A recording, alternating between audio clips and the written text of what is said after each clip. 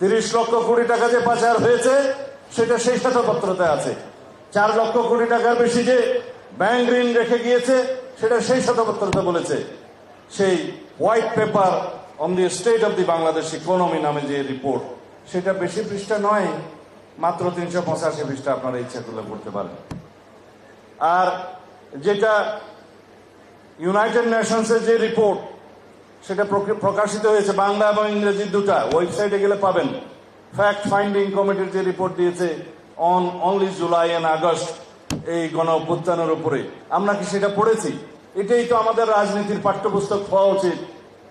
কি কি হয়েছে এই দেশের মানুষের উপরে, কিভাবে কিভাবে হয়েছে, কারা কারা জড়িত, কি কি বুলেট আমাদের এখানে ব্যবহৃত হয়েছে, লিটল ওয়েপন সহ প্রায় 66% বুলেট ব্যবহৃত হয়েছে, যেটা সামরিক বুলেট হিসেবে পরিচিত। এগুলো আপনারা পড়বেন, মাত্র 105 পৃষ্ঠা, বাংলাটা 128 পৃষ্ঠা। পড়ে নেবেন, ওয়েবসাইটে পাওয়া যায়। আমরা রাজনীতি করি এখনো ইমোশনাল কয়েকটা স্লোগান দিয়ে হবে না, আপনাদেরকে পড়তে হবে। আমরা তখন থেকে এই সমস্ত নার্সিং করতাম। আরো একজন বক্তার বক্তব্য তখন বলতে পারতাম, আমি এখন বলবো না, যাদেরকে আমরা তখন থেকে নার্সিং করেছি। মাননীয় প্রধানমন্ত্রী দেশনেত্রী বেগম খালেদা জিয়া সেই সমস্ত মেধাবীদেরকে অনুপ্রাণিত করতেন। আমরা তাদের বিতর্ক প্রতিযোগিতার জন্য অনুদান দিয়েছিলাম, তখন তারা সারা বিশ্বে চ্যাম্পিয়ন হয়ে এসছে। অবশ্য রাজনৈতিক মতাদর্শ এক একজন এক এক দিকে, কিন্তু তারা তো এই দেশের সন্তান, তাদেরকে মূল্যায়িত করতে হবে। আমি যদি এখন কথা বলি যে আমাদের ভবিষ্যৎ রাজনীতি কি হবে, অনেক বেশি সেমিনার নিয়ে কথা বলতে হবে, অনেক বেশি বৈঠক করে কথা বলতে হবে।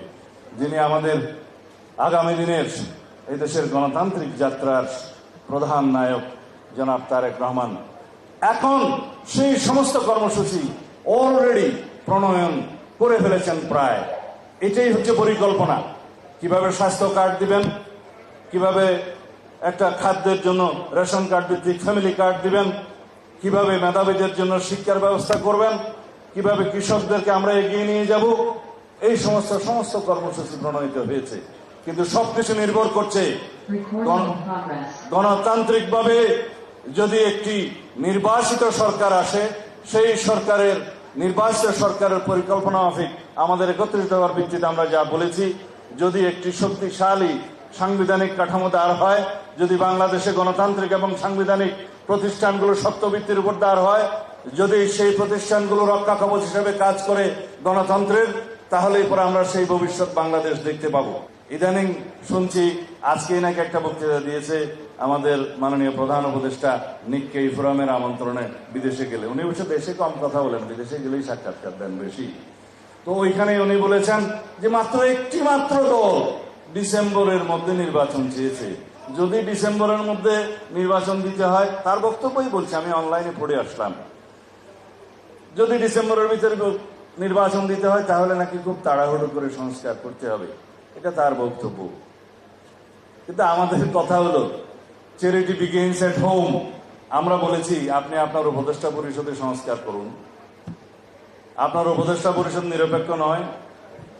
এখানে 2 জন ছাত্র উপদেষ্টা বসে আছে, তারা একটা দলের। আরেকজন উপদেষ্টা বসে আছে, বিদেশ ভ্রমণ করেছে 20 বছর, এখন বাংলাদেশকে উদ্ধার করতে এসছেন। তার বিতর্কিত ভূমিকার কারণে বাংলাদেশে বিভিন্ন রাজনৈতিক দল এবং বিভিন্ন সংস্থার মধ্যে একটা দূরত্ব সৃষ্টি হয়েছে।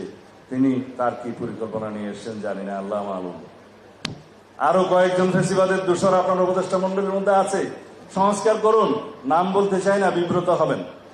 আমরা তার কাছে এটা প্রকাশ করেছি, বলেছি, যদি সরিষার মধ্যে ভূত রেখে আপনি সংস্কার করেন, সংস্কার হবে না।